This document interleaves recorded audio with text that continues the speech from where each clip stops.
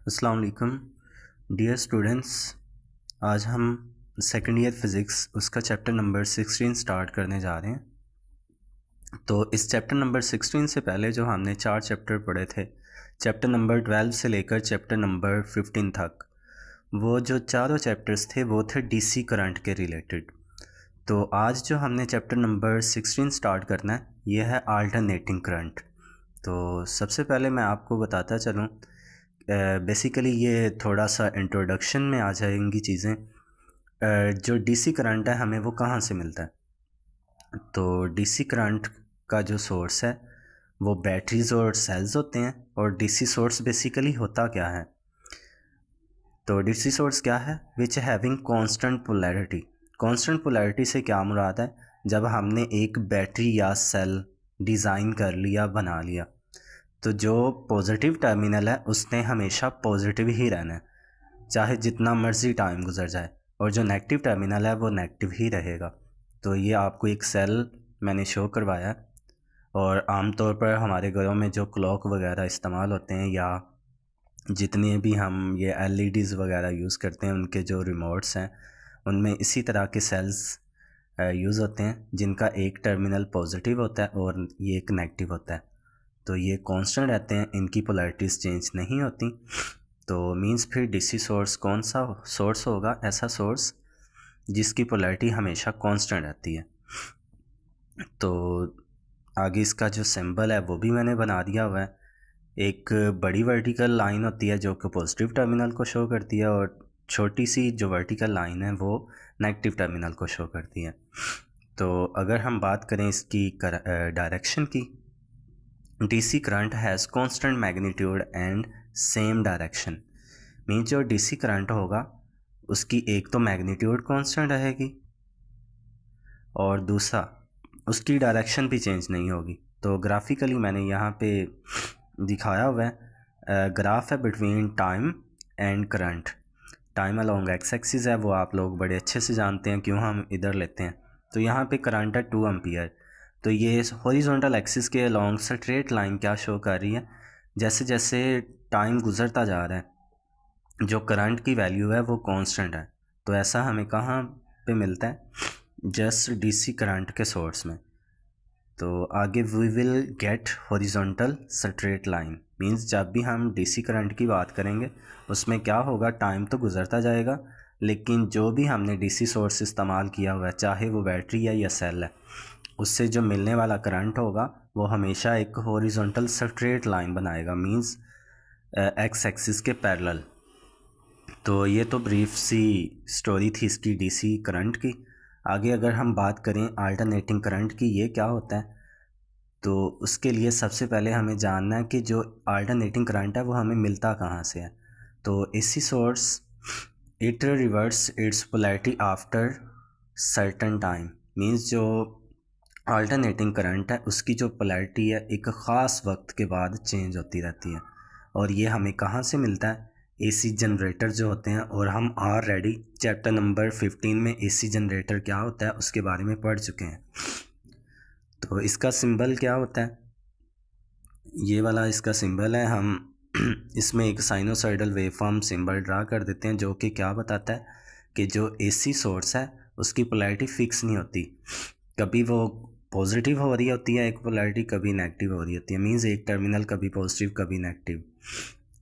तो अगर हम बात करें पाकिस्तान में जितने भी हम एसी जनरेटर्स इस्तेमाल कर रहे हैं या वापडा से हमें जो सप्लाई आ रही है, जो हमारे घर वापडा से करंट आता है वो भी अल्टरनेटिंग करंट है, और उसकी जो फ्रीक्वेंसी है वो 50 हर्ट्ज़ होती है। अब 50 हर्ट्ज़ से क्या मुराद है कि ये जो टर्मिनल है ये 1 सेकंड के अंदर 50 दफ़ा पॉजिटिव होगा, 50 दफ़ा नेगेटिव। इसी तरह ये वाला जो टर्मिनल है 50 दफ़ा 1 सेकंड में पॉजिटिव होगा, 50 दफ़ा नेगेटिव होगा।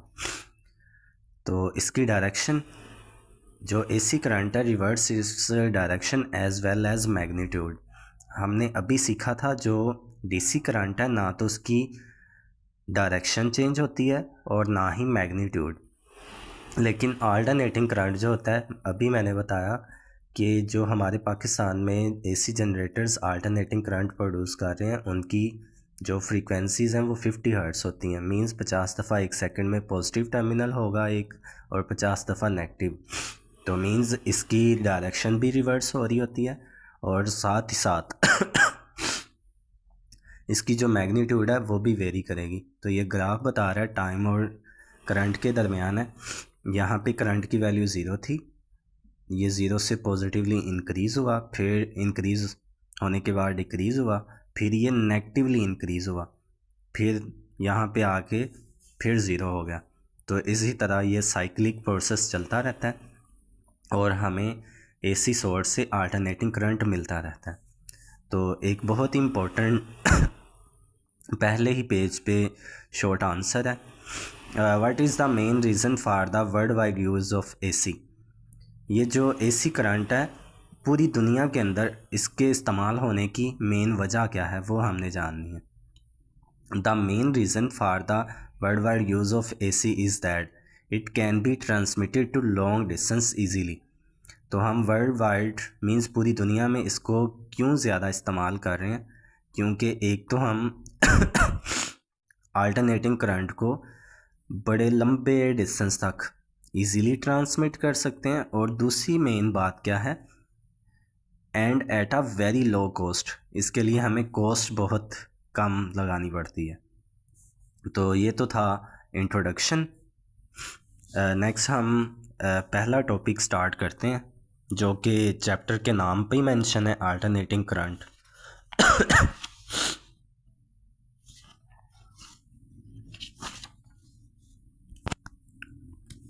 तो पहला टॉपिक है अल्टरनेटिंग करंट, जिसके अंदर ये एक रजिस्टर लगा हुआ है। और मैंने आप लोगों को बार बार बताया था रजिस्टर हम किसको कहते हैं, हर वो चीज़ जो कि बिजली पे चलती है, या मैंने बताया था रजिस्टर्स आर वोल्टेज ईटर होते हैं, ये वोल्टेज को खाते हैं जैसे हम खाना खाते हैं।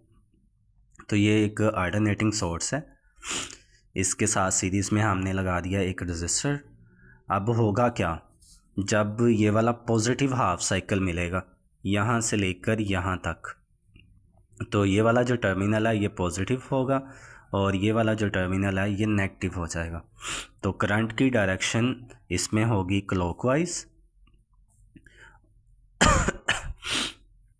और जैसे ये positive cycle half cycle complete हुआ तो उसके बाद फिर क्या होना है, करंट का नेगेटिव हाफ साइकिल आ जाएगा, ये जो नीचे वाला यहाँ से यहाँ तक। तो फिर क्या होगा, ये नीचे वाला टर्मिनल पॉजिटिव बन जाएगा और ऊपर वाला नेगेटिव होगा, क्योंकि आप लोगों ने पढ़ा हुआ है हम कन्वेंशनल करंट लेते हैं जो कि पॉजिटिव टर्मिनल से नेगेटिव टर्मिनल की तरफ होता है। तो फिर ये करंट जो होगा नेगेटिव हाफ साइकिल के केस में, जो कि T/2 से लेकर T तक होगा, आप लोगों ने ऑलरेडी पढ़ा हुआ है। एक कंप्लीट वाइब्रेशन के लिए जो रिक्वायर्ड टाइम होता है उसको हम टाइम पीरियड कहते हैं।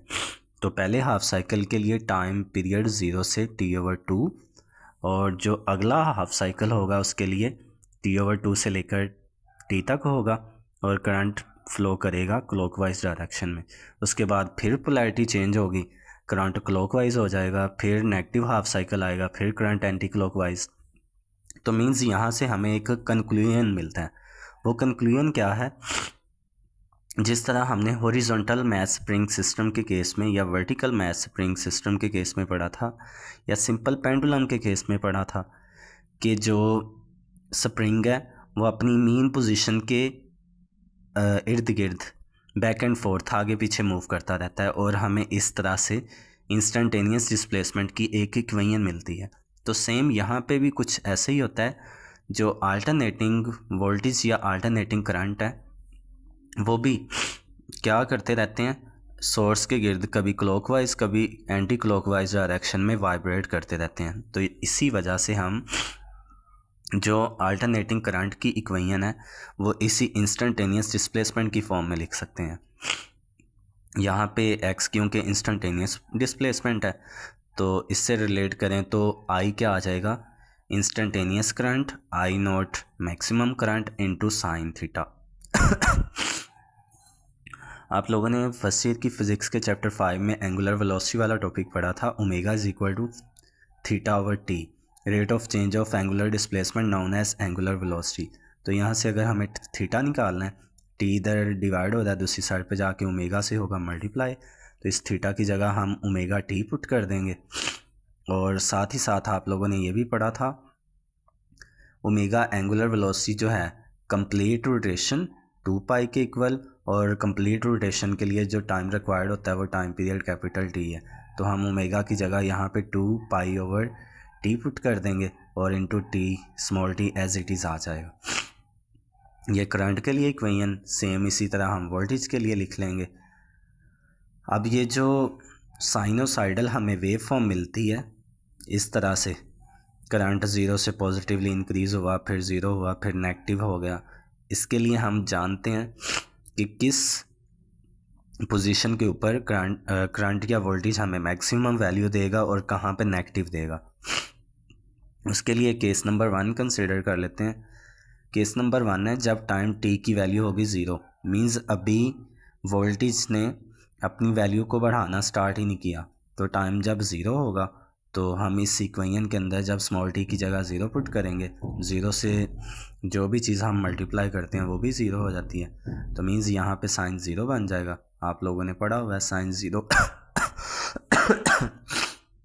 ज़ीरो होता है, तो वी नॉट के साथ ज़ीरो को मल्टीप्लाई करेंगे तो जब टाइम ज़ीरो था एंगल बना 0 डिग्री, तो तब इंस्टेंटेनियस वोल्टेज आ गई ज़ीरो। नेक्स्ट केस नंबर 2, जब यहाँ से यहाँ तक एक वेव का चौथा हिस्सा जिसे हम क्वार्टर वेव कहते हैं वो कंप्लीट होगा। एक कंप्लीट वेव के लिए time required capital T time period, half wave के लिए t/2 और वेव के चौथे हिस्से के लिए t/4 होगा। तो जब हम स्मॉल टी की जगह क्या पुट कर देंगे t/4, तो ये वाली जो इक्वेशन है इसमें कैपिटल टी से कट जाएगा। ये वाला जो 2 है इससे सिंप्लीफाई होगा, कटिंग होने के बाद 2 बच जाएगा। तो ये π/2 आ जाना है। π/2 मीन्स 90 डिग्री और साइन 91 होता है। तो जब हम साइन 90 की जगह 1 पुट करेंगे तो क्या पता चला, जब क्वार्टर वेव मुकम्मल होती है टाइम पीरियड होता है t/4, तो हमें क्या मिल जाता है instantaneous voltage maximum voltage V not के इक्वल। तो ये केस 2 हो चुके हैं। आगे केस नंबर 3 की बात करते हैं। जब हाफ वेव कंप्लीट हो चुकी होगी, मीन्स यहाँ तक जब हाफ वेव कंप्लीट हो जाएगी तो टाइम t/2 हो जाएगा। जब टाइम t/2 होगा तो इस स्मॉल टी की जगह जब हम t/2 पुट करेंगे तो t से कैंसिल हो जाना है, 2 से होगा, साइन पाई बचेगा। Sine pi means 180 degree, sine pi या साइन 180 ज़ीरो के इक्वल होता है। तो जो वी नॉट है जब ज़ीरो से मल्टीप्लाई होना है, अगेन इंस्टेंटेनियस वोल्टेज आ जाएंगे ज़ीरो। केस नंबर 4 की तरफ आते हैं। जब एक वेव के 3 पार्ट्स मुकम्मल हो जाते हैं यहाँ तक, तो टाइम होगा 3t/4। तो तब हम स्मॉल टी की जगह जब ये पुट करेंगे 3t/4, टी से कैंसिल हो जाएगा, 2 इससे कट होगा तो 2 बच जाना है।